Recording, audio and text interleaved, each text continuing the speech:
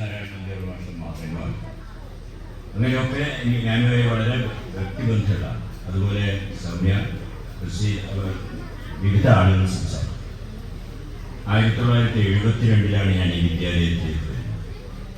നേരത്തെ ഇവിടെ പരാമർശിച്ച് ചന്തുക്കുറുപ്പ് മാഷ് ഒഴിവിലാണ് ഞാനിവിടെ അധ്യാപകനായി ചെയ്യുന്നത്. അന്ന് ഞാനിവിടെ വരുമ്പോൾ 5 സ്ത്രീകൾ അധ്യാപികരും ദാമോദർ മാഷും. നേരത്തെ ഇവിടെ പറഞ്ഞില്ലേ, ഞങ്ങൾക്ക് വലിയ ദാമോദർ മാഷെന്നും ചെറിയ ദാമോദർ മാഷെന്നും പേര് തന്നത് ഇവിടുത്തെ കുട്ടികളാണ്. കാരണം അവർക്ക് തിരിച്ചറിയാൻ വേറെ വഴിയില്ല. 2 ദാമോദർ മാഷ, ഏത് ദാമോദർ മാഷ? അപ്പോൾ അവര് വിദ്യാപള്ളിയുടെ ദാമോദർ മാഷ വലിയ ദാമോദർ മാഷ വിളിച്ചു. അടുത്തത് വരുന്ന എന്നെ, രണ്ടാമത് വന്ന ആളുകളുടെ എന്നെ ചെറിയ ദാമോദർ മാഷ വിളിച്ചു. അങ്ങനെയാണ് ഞങ്ങൾക്ക് ആ പേര് കിട്ടിയത്. ദാമോദർ മാഷ വളരെ കുറച്ചു മുമ്പ് അന്തരിക്കുകയും ഒരുപടി അധ്യാപകർ ഇവിടുന്ന് കടന്നുപോയിട്ടുണ്ട്. തിരുവനന്തപുരത്തുള്ള കിളിമാനൂരിൽ താമസിക്കുന്നത് 2 വർഷം മുമ്പ് ഞാൻ അദ്ദേഹത്തിൻ്റെ വീട്ടിൽ പോയി കണ്ടിരുന്നു. ഗോപി മാഷ് നല്ലൊരു കൃഷിക്കാരനായി കിളിമാനൂരിൻ്റെ അടുത്ത് ആൽത്തറമൂട് എന്ന് പറഞ്ഞ സ്ഥലത്താണ് അദ്ദേഹം താമസിക്കുന്നത്. ഒരിക്കൽ തിരുവനന്തപുരത്ത് പോയപ്പോൾ ഒരു 5-6 മണിക്കൂർ ഒഴിവ് കിട്ടിയപ്പോൾ ഞാൻ ഗോപി മാഷ് വിളിച്ചു. പഴയ നമ്പറിൽ വിളിച്ചപ്പോൾ അദ്ദേഹം വെച്ചു. എവിടെയുണ്ടെന്ന് ചോദിച്ചപ്പോൾ ഞാൻ പറഞ്ഞു തിരുവനന്തപുരത്ത്. എന്നാൽ കിളിമാനൂരിലെത്തിയാൽ ഞാൻ അങ്ങോട്ട് വീട്ടിൽ കൂട്ടിക്കൊണ്ടുപോകാമെന്ന് പറഞ്ഞു. അങ്ങനെ കിളിമാനൂരിൽ പോയി അവിടുന്ന് ഗോപി മാഷ വീട്ടിലൊക്കെ പോയിട്ടാണ് ഞാൻ തിരിച്ചു വന്നത്. ഒരുപടി അധ്യാപകർ. പ്രഭാകരൻ മാഷ് ഇവിടെ വരേണ്ടതാണ്.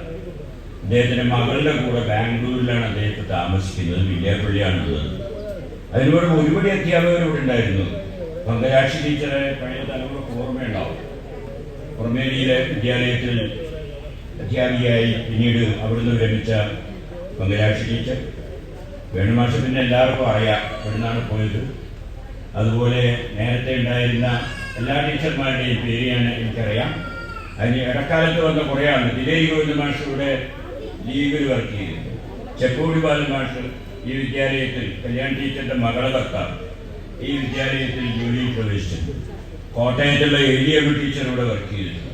അവർ PhD കിട്ടിയിട്ട് ഇവിടുന്ന് പുറത്തേക്ക് പോയതാണ്. കമല ടീച്ചർ ഓർമ്മിക്കുമ്പോൾ ആദ്യം 1-ാം ക്ലാസ്സിൽ പഠിപ്പിച്ചത് നാരായണ ടീച്ചറാണ്. മോനെ തന്നെ വിളിച്ചു. അവരെ ഒരു കുട്ടിയിലെ പേര് വിളിക്കാത്ത ഒരു ടീച്ചർ ഈ സ്കൂളിൽ ഉണ്ടായിരുന്നത് നാരായണ ടീച്ചറാണ്. മോനെ മോളെ എന്നല്ലാതെ ഒറ്റ പേരെല്ലാം ടീച്ചർക്കാണ്, പക്ഷെ അത് വിളിക്കില്ല. പിന്നീട് 1-ാം ക്ലാസ്സിലേക്ക് സർവീസിൽ കയറി റിട്ടയർ ചെയ്യുന്നവരെ 1-ാം ക്ലാസ്സിൽ പഠിപ്പിച്ചത് കമല ടീച്ചറാണ്. അതുപോലെ ഇടക്കാലത്ത് മൺമറഞ്ഞു പോയ ദേവി ടീച്ചർ ഈ വിദ്യാലയത്തിലെ ഏറ്റവും പ്രഗത്ഭയായ ഒരു അധ്യാപിക. ആകസ്മികമായ രോഗത്തെ തുടർന്ന് മൺമറഞ്ഞു പോയ അങ്ങനെ ഒരുപടി ആളുകൾ, നിരവധി ആളുകൾ. ഈ വിദ്യാലയത്തിൻ്റെ ഒരു സുവർണ കാലഘട്ടം ഉണ്ടായിരുന്നു. കാലം നമുക്ക് തിരിച്ചുകൊണ്ടുവരാൻ കഴിയുമെന്നുള്ളതാണ് ചോദ്യം. അത് 5 ക്ലാസ് വരെയുള്ള ഈ സ്കൂളിൽ 2 ഡിവിഷൻ ഉൾപ്പെടെ 7 റെഗുലർ ടീച്ചർമാരും ഒരു അറബിക് ടീച്ചറും TP മൂസയുടെ മരുമകനായ നേരത്തെ അസീസ് മാഷ പേര് വന്നപ്പോൾ വേണുമാറ്റി നിങ്ങൾ പോയാൽ ഒരു അറബിക് ടീച്ചർ ഉണ്ടായിരുന്നു ഇവിടെ. അദ്ദേഹം ആകസ്മികമായി മൺമറഞ്ഞു പോയതാണ്. പിന്നെ ഈ വർഷം റിട്ടയർ ചെയ്യുന്ന മിനി ടീച്ചർ, തുന്നൽ ടീച്ചർ.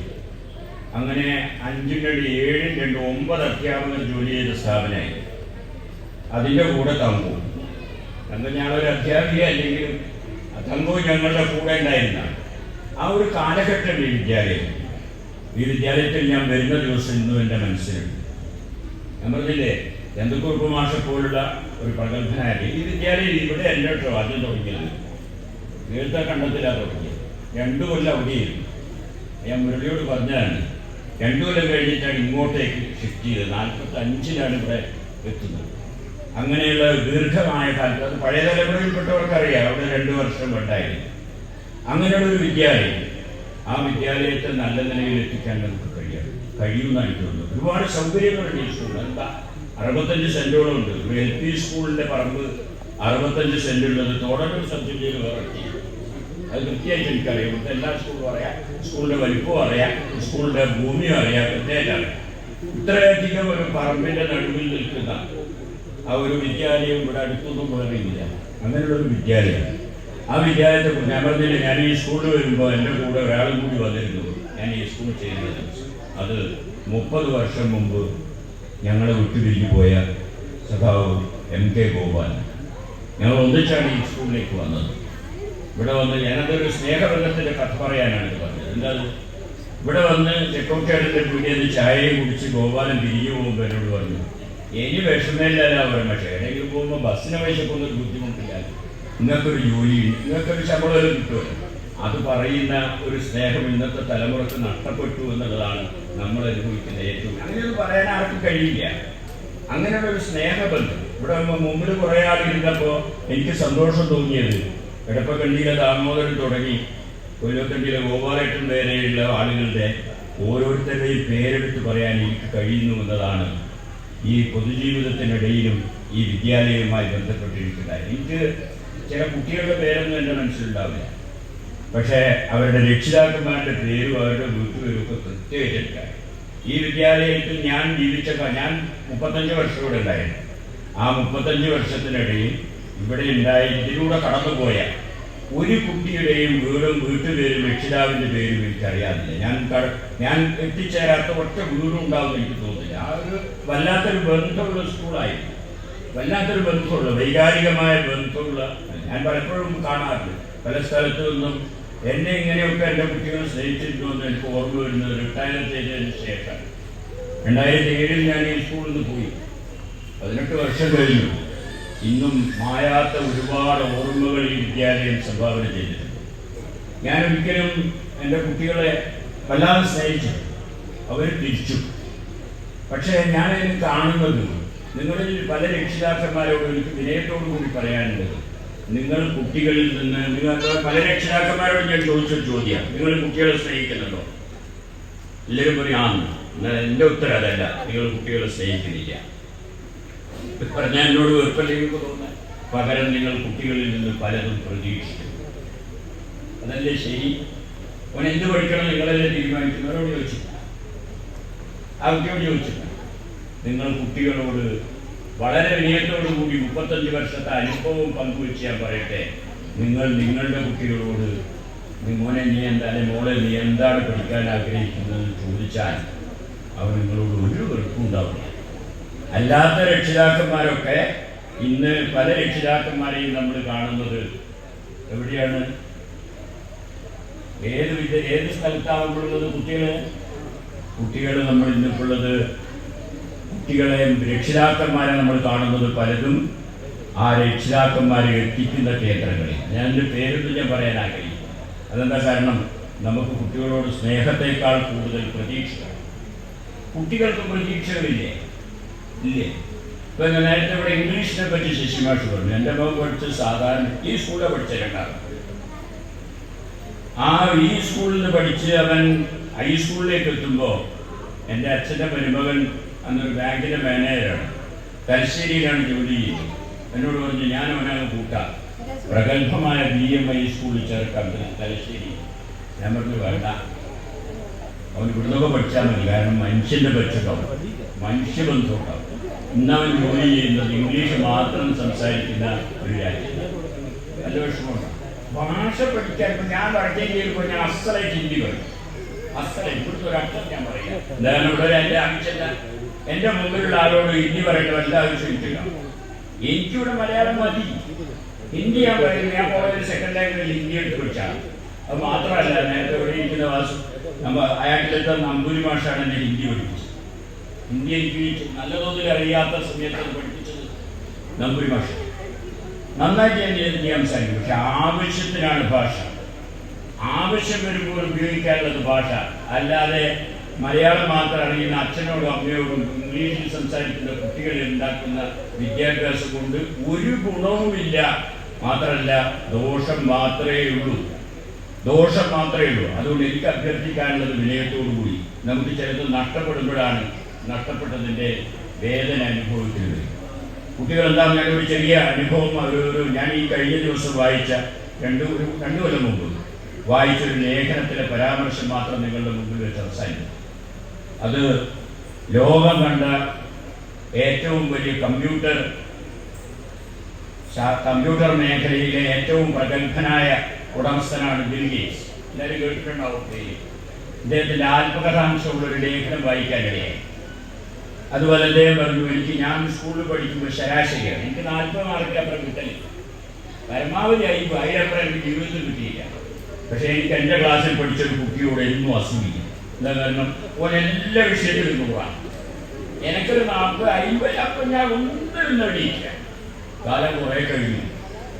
ആ ചെറുപ്പക്കാരൻ 100 മാർക്ക് കിട്ടിയ കുട്ടി പ്രഗത്ഭമായ വിദ്യാഭ്യാസം നേടി. അവൻ ഇന്ന് ലോകത്തിലെ ഏറ്റവും വലിയൊരു കമ്പ്യൂട്ടർ കമ്പനിയിൽ മാസം ലക്ഷക്കണക്കിന് ഡോളർ ശമ്പളം വാങ്ങുന്ന ഉന്നത ഉദ്യോഗസ്ഥനാണ്. കാലം കടന്നുപോയപ്പോൾ ഈ 50 മാർക്ക് എനിക്ക് അവരോടുള്ള അസൂയ മാറി അവനോട് സഹതാപം തോന്നിയ നിമിഷം ഉണ്ടായി. അതെപ്പാന്നറിയോ? ആ 100% മാർക്ക് വാങ്ങിയ കുട്ടി, ലോകത്തിലെ ഏറ്റവും വലിയ കമ്പ്യൂട്ടർ കമ്പനിയിൽ ജോലി ചെയ്യുന്ന ആ കുട്ടി, ജോലി ചെയ്യുന്ന സ്ഥാപനത്തിന്റെ ഉടമസ്ഥൻ ഞാനും, ആ സ്ഥാപനത്തിൽ ജോലി ചെയ്യുന്ന 100% മാർക്ക് വാങ്ങിയ കുട്ടി ഞാൻ അസൂയയോടുകൂടി നോക്കിക്കണ്ട കുട്ടിയാണ്. നമ്മളെന്താ കാണുന്നത്? മാർക്കല്ല, അതിനപ്പുറത്ത് ജീവിതത്തെ കുറിച്ചുള്ള കാഴ്ചപ്പാട്,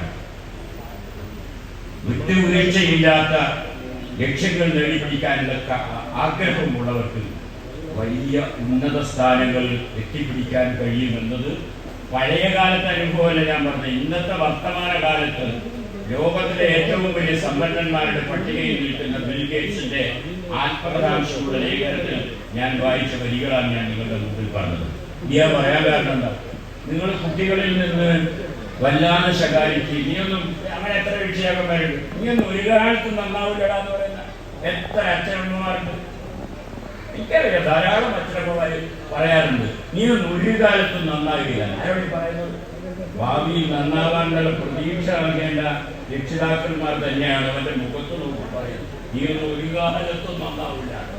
ഒരിക്കലും അങ്ങനെ പറയരുത്. അവൻ എന്താവും ആർക്ക് പ്രവചിക്കാൻ കഴിയും? അവനെന്താവുമെന്ന് ആർക്കെങ്കിലും പ്രവചിക്കാൻ കഴിയും? അങ്ങനെ പ്രവചിക്കാൻ കഴിയുന്ന ഒരു അവസ്ഥയാണ് നമ്മുടെ സമൂഹത്തിലുള്ളത്. ചരിത്രം പഠിക്കുന്ന ആളുകൾക്ക് അറിയാം, ഇച്ഛാശക്തിയുള്ള അല്ലെങ്കിൽ ആഗ്രഹങ്ങളോടുകൂടി അത് വെട്ടിപ്പിടിക്കണമെന്നുള്ള കാഴ്ചപ്പാടുള്ളവരാണ് ലോകം കീഴടക്കിയത്. ഗാന്ധിജി ശരാശരിക്കാരനാണ്, ബർട്രാൻഡ് റസൽ ശരാശരിക്കാരനാണ്, ബെർണാഡ് ഷാ ശരാശരിക്കാരനാണ്. ലോകം കീഴടക്കിയ മഹാന്മാരൊന്നും തന്നെ 100% മാർക്ക് വാങ്ങിയവരാണെന്നൊരു ധാരണയൊന്നും ആർക്കും വേണ്ട. ഞാൻ പ്രാദേശികമായ ഉദാഹരണം നിങ്ങളുടെ മുമ്പിൽ പറയാം. ഞാൻ പ്രതിനിധാനം ചെയ്ത ഒരു രാഷ്ട്രീയ പാർട്ടി, ആ പാർട്ടിക്ക് ഞങ്ങളെല്ലാം ആദരവോടുകൂടി സ്നേഹിക്കുന്ന ഒരു മനുഷ്യനുണ്ട്. ആ മനുഷ്യന്റെ പേര് MP വീരേന്ദ്രകുമാർ. ഒരു ദിവസം വയനാട്ടിൽ അദ്ദേഹത്തിന്റെ വീട്ടിലിരുന്ന് ഭക്ഷണം കഴിക്കുമ്പോൾ അദ്ദേഹം എന്നോട് ചോദിച്ചു, ദമോര എനിക്ക് എന്നെ പറ്റി എന്തെങ്കിലും അറിയാം? നിങ്ങൾ ഇന്ത്യ കണ്ട ഏറ്റവും പ്രഗത്ഭനായ ശാസ്ത്ര സാഹിത്യകാരൻ, ഒരു പത്രത്തിന്റെ മാനേജിംഗ് ഡയറക്ടർ, MLA, MP, മന്ത്രി, ഇതൊക്കെ അതിന്റെ അപ്പുറത്തൊന്നും എനിക്ക് എന്റെ കുട്ടിക്കാലത്തെ കുറിച്ച് അറിയാവുന്ന ഞാൻ പറഞ്ഞ അറിയില്ല. എന്നോട് അദ്ദേഹം പറഞ്ഞു, ഞാൻ 10ാം ക്ലാസ്സിൽ തോറ്റ കുട്ടിയാണ്. വീരേന്ദ്രകുമാർ 10ാം ക്ലാസ്സിൽ തോറ്റ കുട്ടിയല്ലേ. അന്നെൻ്റെ അച്ഛൻ എന്നോട് പറഞ്ഞത്, മോനെ ഇനി പണിക്ക് പറ്റൂല. നേരത്തെ ഞാൻ പറഞ്ഞ രക്ഷിതാവിൽ പറഞ്ഞു കഴിഞ്ഞാൽ അച്ഛനും വീരനോട് പറഞ്ഞു ഇനി പണിക്ക് പറ്റില്ല, ഞാനൊരു 10-15 പശുവിനെ വാങ്ങിത്തരാം, എന്നെ പൊട്ടിയാണ്. അതൊരു വെല്ലുവിളിയായി ഏറ്റെടുത്ത് അമേരിക്കയിലെ യൂണിവേഴ്സിറ്റിയിൽ നിന്ന് ബിരുദാനന്തര ബിരുദം നേടി, കാലിഫോർണിയ യൂണിവേഴ്സിറ്റിയിൽ നിന്ന് ബിരുദാനന്തര ബിരുദം നേടി, ലോകം കണ്ട പ്രഗത്ഭ ശാസ്ത്ര സാഹിത്യകാരന്മാരുടെ കൂട്ടത്തിലെ ഏറ്റവും പ്രഗത്ഭനായ എഴുത്തുകാരൻ, മാതൃഭൂമി പോലെ ഇന്ത്യയിലെ ഏറ്റവും പ്രമുഖമായ ഒരു പത്രസ്ഥാപനത്തിന്റെ മാനേജിംഗ് ഡയറക്ടറായി അതിനെ ഉന്നതിയിലേക്ക് എത്തിക്കാനും കഴിഞ്ഞ ആ മനുഷ്യനെ രൂപപ്പെടുത്തിയെടുത്തത് അന്ന് അച്ഛൻ പറഞ്ഞ നീ ഇതിൽ പറ്റില്ല എന്ന് പറഞ്ഞപ്പോൾ ഞാനിതിൽ പറ്റുമെന്ന് തെളിയിക്കാൻ ദൃഢപ്രതിജ്ഞയെടുത്ത 10ാം ക്ലാസ് തോറ്റൊരു കുട്ടിയാണ്. നമ്മളൊന്ന് മറക്കണ്ട. അതുകൊണ്ട് ഏതെങ്കിലും ഒരു പരീക്ഷ ഇപ്പൊ 5 ഇപ്പൊ എനിക്കറിയാം, ഞാൻ ഇവിടുന്ന് പോയൊരു കുട്ടി 5ാം ക്ലാസ്സിൽ കഴിഞ്ഞ് 6ാം ക്ലാസ്സിൽ 6ാം ക്ലാസ്സിലേക്കാണ് മാസത്തിലൊരു ടെസ്റ്റ് പേപ്പർ നടത്തുമല്ലോ. ആദ്യത്തെ ടെസ്റ്റിൽ ആ കുട്ടിക്ക് കണക്കിൽ 0 മാർക്ക്. ഒന്നതെങ്ങനെയാ വീട്ടിൽ അവതരിപ്പിച്ചെന്നറിയാം. അത് കേട്ടാ ഇവിടെ ചിട്ടോ എന്താ അങ്ങനെ അവതരിപ്പിച്ച്? അമ്മേ നിങ്ങളറിയോ എൻ്റെ ക്ലാസ്സിൽ എത്ര കുട്ടിയേക്കാ 0 മാർക്ക്? എനിക്കോ എനിക്കും അത് തന്നെ, വളരെ രസകരമായ കുട്ടിയാണ്. ആ കുട്ടി SSLCക്ക് 87% മാർക്കോട് കൂടിയാണ് കണക്കിൽ പാസ്സായത്. അന്ന് ആ അമ്മ മോനെ ഇനി പഠിക്ക് പറ്റില്ല എന്ന് പറഞ്ഞിരുന്നുവെങ്കിൽ ആ കുട്ടി ആ 0-ൽ തന്നെ നിൽക്കും. അവിടുന്ന് മേലോട്ട് വളർച്ച കുട്ടിക്കുണ്ടാവില്ല. അതുകൊണ്ട് കുട്ടികൾ നിങ്ങൾ ആഗ്രഹിക്കുന്ന പോലെ വളരണമെന്ന പ്രതീക്ഷ നിങ്ങൾക്ക് ഉണ്ടാവും പോലെ തന്നെ അവരുടെ ആഗ്രഹങ്ങൾക്കനുസരിച്ച് ആ കുട്ടികളെ രൂപപ്പെടുത്തിയെടുക്കാനുള്ള ബാധ്യതയും രക്ഷിതാക്കന്മാരുണ്ടാവണം. വിനയത്തോടു കൂടി ഞാൻ എൻ്റെ മുമ്പിലിരിക്കുന്ന രക്ഷിതാക്കന്മാരോട് ആവശ്യപ്പെടുന്നു, ഒരിക്കലും നിങ്ങളുടെ കുട്ടികളോട് മാത്രമല്ല, അടുത്തുള്ള കുട്ടികളോടും പോലും നീ ഒരു കാലത്തും നന്നാവില്ല. കാരണം നാളെ അവരെന്താവുമെന്ന് പ്രവചിക്കാൻ കഴിയില്ല നമുക്ക്. കാരണം കുട്ടികളുടെ മനസ്സതാണ്. ആ മനസ്സിനെ കീഴ്പ്പെടുത്തുന്ന ഒരു വർത്തമാനം ഒരു രക്ഷിതാവിൻ്റെയും ഭാഗത്തു നിന്നുണ്ടാവരുതെന്നും ഇവിടെ പറഞ്ഞു. എല്ലാവരും ഈ സ്കൂൾ നന്നാക്കാൻ കഴിയും. ഒരു വിഷമമൊന്നുമില്ല, അങ്ങനെയുള്ള വിഷമമൊന്നുള്ള ഒരു ഏരിയയല്ല ഈ സ്കൂൾ. 200-ലധികം കുട്ടികൾ, 242 കുട്ടികൾ വരെ ഒരേ സമയം പഠിച്ച വിദ്യാലയമായിരുന്നു, ഒരു പ്രൈമറി സ്കൂളായി. ചെറിയ കഴിയുന്ന ആ കുട്ടികളെ അയക്കാറുമ്പോൾ ആളുകൾക്ക് പഠിക്കുന്നില്ല. നിങ്ങൾ തയ്യാറാണ്. കുട്ടികൾ വരണം എന്ന് പറയുമ്പോൾ നമ്മൾ പറയുന്നത് കുട്ടികൾ വരാനുള്ള ഒരു അന്തരീക്ഷം ഉണ്ടാകും. നമ്മൾ കല്യാണ വീട് എന്തിനാ നമ്മൾ വെള്ളമൊഴിച്ചത്? വരുന്നവരെ സ്വീകരിക്കാൻ, അല്ലാതെ വീട്ടിലുള്ളവർ കാണാനല്ല. കാണാൻ നമുക്കൊരു ഭംഗിയൊക്കെ തോന്നുമെങ്കിലും നമ്മളത് വെള്ളമൊഴിച്ച് മനോഹരമാക്കി പെയിന്റൊക്കെ അടിച്ച് വെക്കുന്നതിനാ വരുന്നവരെ സ്വീകരിക്കാൻ. അതുപോലെ ഈ വിദ്യാലയത്തിലേക്ക് വരുന്ന കുട്ടികളെ സ്വീകരിക്കാൻ ആവശ്യമായ തരത്തിലേക്ക് വിദ്യാലയത്തെ വളർത്തിയെടുത്താൽ, ഞാൻ വിനയത്തോടു കൂടി പറയട്ടെ, പൂർവാധികം ശക്തിയോടുകൂടി വിദ്യാലയത്തെ പഴയ പ്രതാപത്തിലേക്ക് തിരിച്ചു കൊണ്ടുവരാൻ ഇവിടെ കൂടിയവർ ഞങ്ങൾ തീരുമാനിച്ചിരിക്കുന്നു എന്ന് പ്രതിജ്ഞയെടുത്താൽ അത് നടക്കും. അതിന് ഈ ഉയർന്ന വിദ്യാർത്ഥികളുടെ, ഈ വിദ്യാലയത്തിൽ ഇന്നലെ പഠിച്ച കുട്ടികളുടെ കൂട്ടായ്മ ഒരു തുടക്കമാവട്ടെ എന്ന് മാത്രം ആശിച്ചുകൊണ്ട് ഈ വിദ്യാലയത്തിൽ 35 വർഷക്കാലം നിങ്ങളുടെ കൂടെ ജീവിച്ച ഈ പഴയ അധ്യാപകന്റെ ഓർമ്മകൾ നിങ്ങളുടെ മുമ്പിൽ സമർപ്പിച്ചുകൊണ്ട് ഈ ചടങ്ങിന് എല്ലാവിധ ഭാവങ്ങളും നേർന്നുകൊണ്ട് ഞാൻ നിർത്തുന്നു. നന്ദി, നമസ്കാരം.